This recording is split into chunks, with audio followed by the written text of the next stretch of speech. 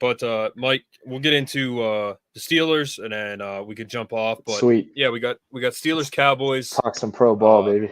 Yeah, Mike's definitely Cowboys fan, an NFL guy. Brett's a Raiders fan, and we might be getting his best player here soon. But I'm going to cry. Well, I'm already crying because we beat the Ravens and then lost to the Carolina Panthers. But that's why you can't gamble on the NFL, bro. The Cowboys have let me down twice this season. I don't touch it. They don't look good. I don't know. I had Cowboys money line against the Saints, and that was just I don't know. But any given Sunday, brother. Any given Sunday. That's right. So, Mike, you think it's going to be an under type of game? I mean, it's two offenses who Dallas they're throwing to guys worse than Drew Allar's throwing to right now. Brandon Cooks is out Sunday. They got Jalen Brooks and Jalen Tolbert out. I mean, CeeDee Lamb's he's a top 5 wide receiver. It's no doubt there. But outside of him, Dak's best targets, their tight end, Jake Ferguson. And then the Steelers, like Najee doesn't have a touchdown this year. I mean, Justin Fields had them at 3-0, but it's Justin Fields. Like he will do well with the Steelers because the Steelers have a great roster and they have a great front office and a great coach. But it's Justin Fields at the end of the day.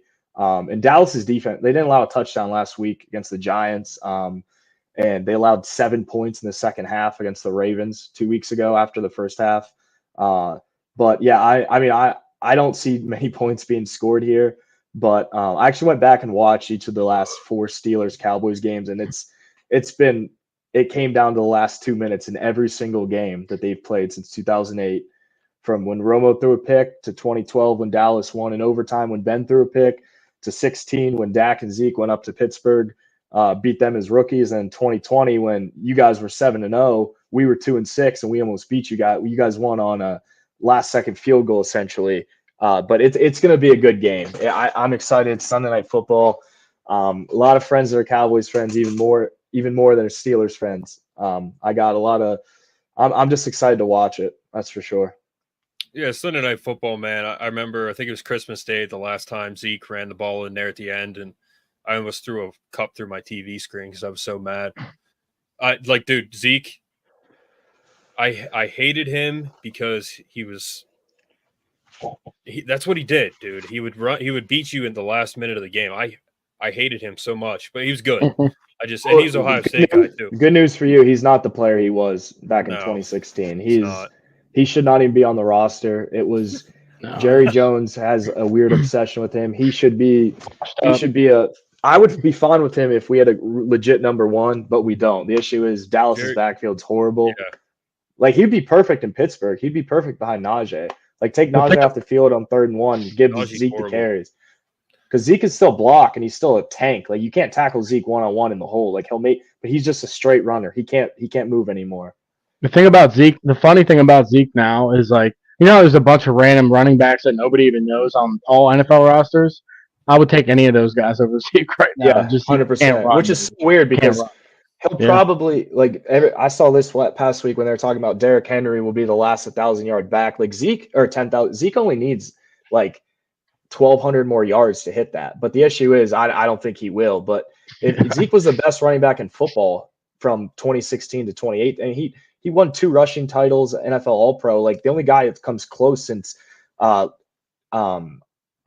Chris Johnson was Derrick Henry in terms of domination. But it's just weird because he's completely falling off. That's the shelf life of a running back. You get the best years, you don't re-sign him after, and you let him walk, and you draft a guy and just let him go.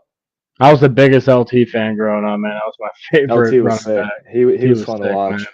Well, loved it. I've said it before on the Steelers Central, which aired, and they need to trade Najee and Russ and get something. Najee he's horrible. He's a bust, total bust. You could probably get a couple packs of gum for him, but that might be about it. I think you're getting, especially for Russell Wilson, they might give you someone. I mean, they're not.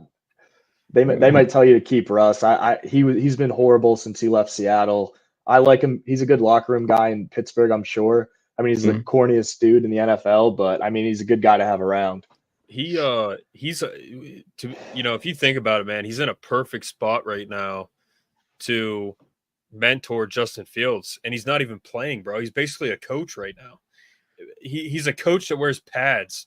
Like he's he's a weird dude, that's for sure. Well, I mean, Pittsburgh's they've been lost since Big Ben left at quarterback, obviously, and that's hard to like. Big Ben was the guy for the years, and then of course after that, They hate him. But Pittsburgh went to the playoff with dudes like Trubisky, Pickett, like guys that if they had a good quarterback, they would win, and it's been the same Steelers offense. You watch the last 3 years, even Ben's last year. Ben couldn't do much his last year, but that's why I'm like, I have a little bit of confidence in Dallas just because I'm like, listen, at the end of the day, if Dak Prescott, NFL MVP runner-up, led the NFL in touchdown passes, or Justin Fields, who is Justin Fields, but that Steelers defense is legit. I mean, I saw that Highsmith is out, which is going to help Dallas big time. Just because Highsmith is like the dude on that like TJ Watt's awesome, but Highsmith can do way more than TJ Watt can do. He is way more versatile than TJ. I mean, bro, we got Highsmith, Queen, and TJ Watt. I mean, that takes us back to like the Joey Porter days in terms of how much talent we've got at linebacker. But like, you know, the thing about Dallas, man, is like I'm not a Dallas hater. Like I like Dallas. You like Mike's a Dallas fan, so like I'm not going to cheer against Dallas unless we play him. And Mike's a big Dak Prescott fan, and like, dude, I like Dak Prescott, man. Like, I think I don't know what he's inconsistent, but he is a good quarterback. He is, man. Like, he's talented. Yeah, I mean, yeah, like you look like the whole thing in the offseason, like when Dallas lost to Green Bay, everyone's like, Dak needs to go. Dak can't win. It's like, okay, if you don't want Dak Prescott, who are you going to go get? Like, who are the realistic quarterbacks right now that are better than Dak? Like, I would think Mahomes, I would say Josh Allen. Like, there's not many that are like definitely you would take over him. And like Stroud's too young to judge.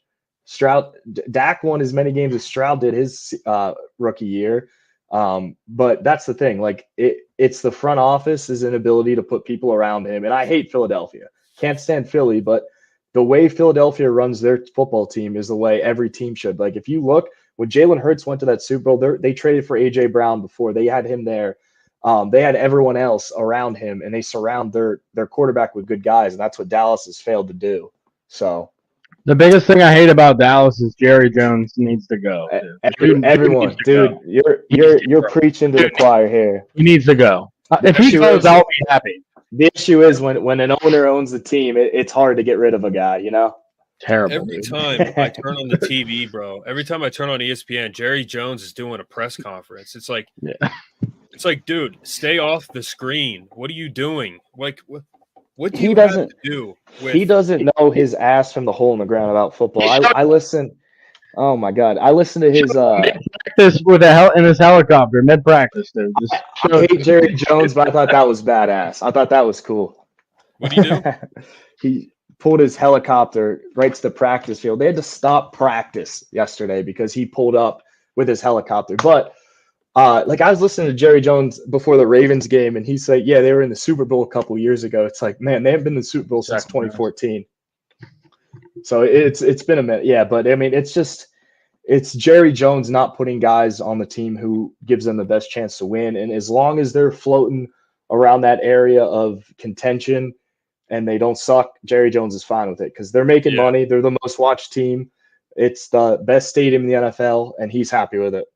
So I mean, that's where the Steelers are, man. Like, they don't suck enough to get a good draft pick, but then they barely make the playoffs, losing the first round, and they get a bad draft pick. Like, it's a never-ending cycle, and I'm so fed up with it. I mean, Mike, we'll get our score predictions for Steelers Cowboys, but I am not. I'm pretty fed up with Mike Tomlin too. I mean, we haven't won a playoff game since 2016.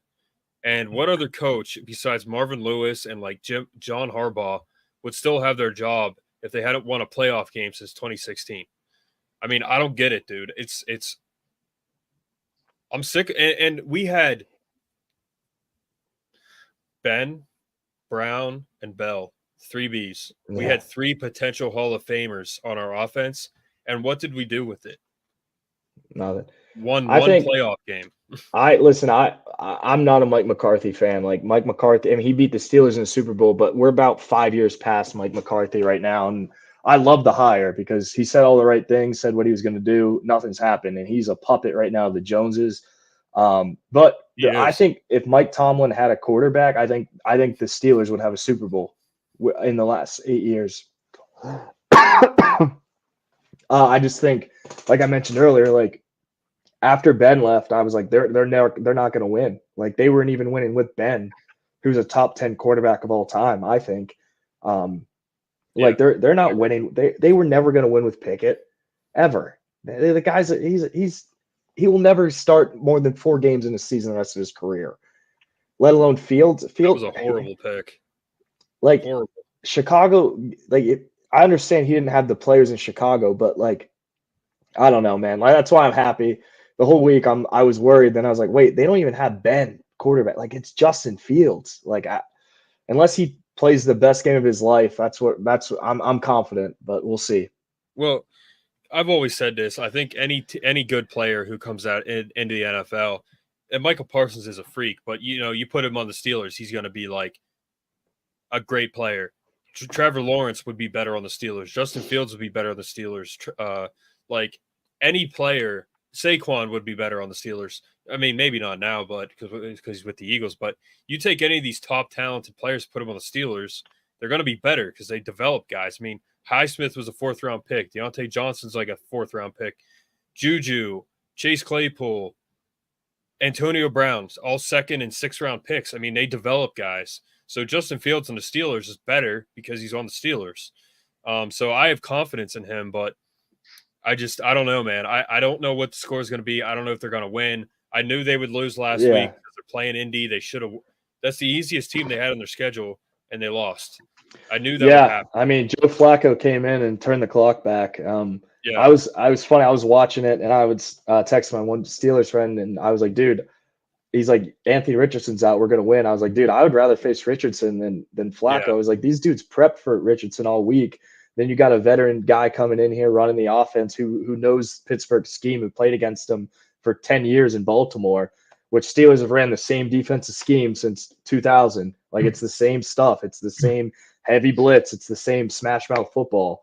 But yeah, I mean, I was watching that Steelers game, and that's where I got hope. I was like, the weeks leading up to it, after they announced Micah was going to be out, DeMarcus Lawrence, now Brandon Cooks, I was like, I was worried. And now I thought about it. I was like, I watched this team. I'm like, it's a winnable game. But I'm with you, man. I think it's a coin flip, and I don't know who's going to win.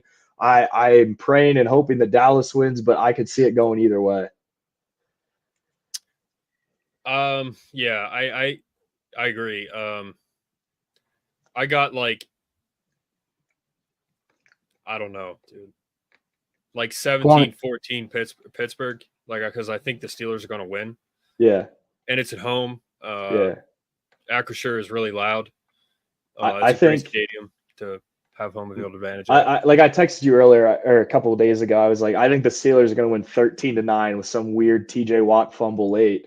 But I think it's a race to 20. Like if Dallas scores 25 points, it's over. Pittsburgh's not scoring more than 20. No.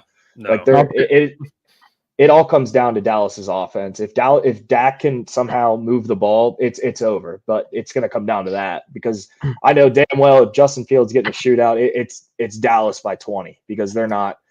Fields ain't putting up numbers. No. The score's going to be 2017. I don't know who's winning, but I like that. I agree with that. 2017, man. 16-16 tie. Like the thing is, man, like you said with the Eagles, they need to give Justin Fields another weapon because there's no way on God's green earth Steelers are going to win a Super Bowl anytime soon. But if they got him another weapon, that would just make him that much better. I love George Pickens. George Pickens is fun to watch. He's a head scratcher, but he's a number 2. Like he's very good in Pittsburgh, but he's not a top 20 wide out in the NFL. He is not. It's just simple. But I would love Pickens in Dallas, absolutely. But like you said, they need more weapons around him, and that's why I lean to the Cowboys because even though Dallas's backfield stinks, I'm going to take CeeDee Lamb and Dak over Justin Fields and whoever they throw out there, and you got to score points in the NFL to win. So if you guys get Adams, you'll be chilling. I think he's a Jet. I think he's gonna be a Jet. Yeah, I think he's following Aaron Rodgers around like he's a Jet. He followed Aaron Rodgers around. He followed Derek Carr around. Now he's going back to the Jets. It's like, yeah. I mean, I don't blame him. I know, Brett, you're a Raider fan, but if I was him, if I was Max Crosby, I would get the heck out of there because it's Max Crosby's so good, man. He was hurt last week. He's so good. He's so fun to watch. I love watching him. And they got dogs there. The issue is, like, I don't know. Like, you need a quarterback to do anything. And love. And they didn't get one in the draft. They just didn't get one. They're like, oh, we're not going to get one. Like, all right, cool. Not at all. Mike, you have anything else to say about Steelers Cowboys?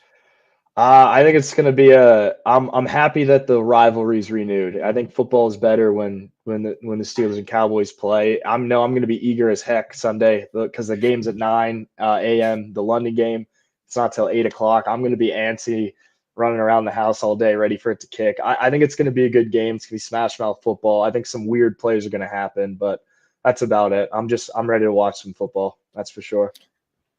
Yeah, I saw your dad there in the gym the other day.